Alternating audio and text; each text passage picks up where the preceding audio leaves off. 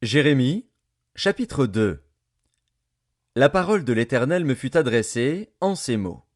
Va, et crie aux oreilles de Jérusalem. Ainsi parle l'Éternel. Je me souviens de ton amour lorsque tu étais jeune, de ton affection lorsque tu étais fiancé, quand tu me suivais au désert, dans une terre inculte.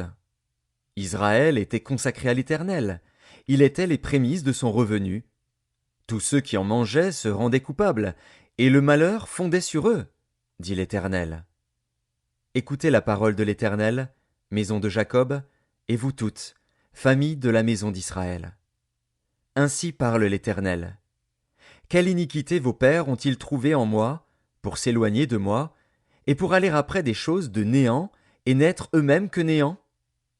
Ils n'ont pas dit, où est l'Éternel, qui nous a fait monter du pays d'Égypte, qui nous a conduits dans le désert, dans une terre aride et pleine de fosses, dans une terre où règne la sécheresse et l'ombre de la mort, dans une terre par où personne ne passe et où n'habite aucun homme? Je vous ai fait venir dans un pays semblable à un verger, pour que vous en mangiez les fruits et les meilleures productions.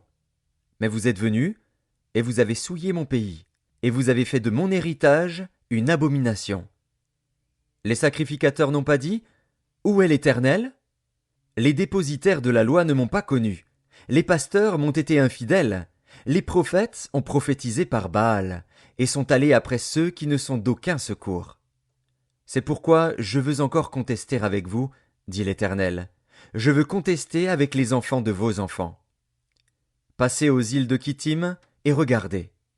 Envoyez quelqu'un à Kédar, observez bien, et regardez s'il y a rien de semblable. Y a-t-il une nation qui change ses dieux, quoiqu'ils ne soient pas des dieux? Et mon peuple a changé sa gloire contre ce qui n'est d'aucun secours. Cieux, soyez étonnés de cela. Frémissez d'épouvante et d'horreur, dit l'Éternel. Car mon peuple a commis un double péché. Ils m'ont abandonné, moi qui suis une source d'eau vive, pour se creuser des citernes crevassées, qui ne retiennent pas l'eau. Israël est-il un esclave acheté, ou né dans la maison? Pourquoi donc devient-il une proie? Contre lui les lionceaux rugissent, poussent leurs cris, et ils ravagent son pays. Ses villes sont brûlées, il n'y a plus d'habitants. Même les enfants de Noph et de Tachpanès te briseront le sommet de la tête. Cela ne t'arrive-t-il pas parce que tu as abandonné l'Éternel, ton Dieu, lorsqu'il te dirigeait dans la bonne voie? Et maintenant, qu'as-tu à faire d'aller en Égypte, pour boire l'eau du Nil? Qu'as-tu à faire d'aller en Assyrie, pour boire l'eau du fleuve? Ta méchanceté te châtiera, et ton infidélité te punira. Tu sauras et tu verras que c'est une chose mauvaise et amère d'abandonner l'Éternel, ton Dieu, et de n'avoir de moi aucune crainte, dit le Seigneur, l'Éternel des armées. Tu as dès longtemps brisé ton joug, rompu tes liens, et tu as dit, je ne veux plus être dans la servitude. Mais sur toute colline élevée, et sous tout arbre vert, tu t'es courbé comme une prostituée. Je t'avais planté comme une vigne excellente, et du meilleur plan. Comment as-tu changé, dégénéré en une vigne étrangère? Quand tu te laverais avec du nitre, quand tu emploierais beaucoup de potasse, ton iniquité resterait marquée devant moi, dit le Seigneur, l'Éternel. Comment dirais-tu, je ne me suis point souillé, je ne suis point allé après les Baals?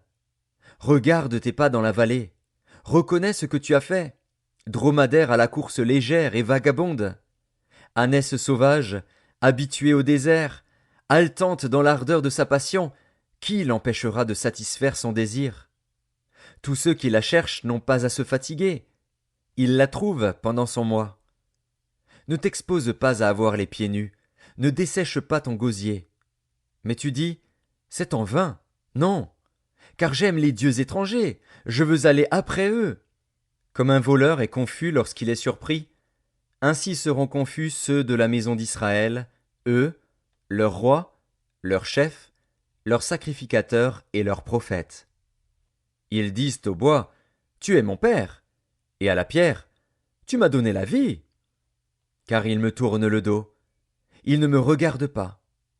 Et quand ils sont dans le malheur, ils disent, lève-toi, sauve-nous. Où donc sont tes dieux que tu t'es faits? Qu'ils se lèvent, s'ils peuvent te sauver au temps du malheur. Car tu as autant de dieux que de villes, ô Juda. Pourquoi contesteriez-vous avec moi? Vous m'avez tous été infidèles, dit l'Éternel. En vain ai-je frappé vos enfants. Ils n'ont point eu égard à la correction. Votre glaive a dévoré vos prophètes, comme un lion destructeur. Hommes de cette génération, considérez la parole de l'Éternel. Ai-je été pour Israël un désert, ou un pays d'épaisses ténèbres? Pourquoi mon peuple dit-il, nous sommes libres, nous ne voulons pas retourner à toi?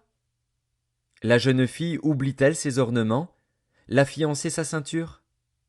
Et mon peuple m'a oublié depuis des jours sans nombre. Comme tu es habile dans tes voies pour chercher ce que tu aimes, c'est même au crime que tu les exerces.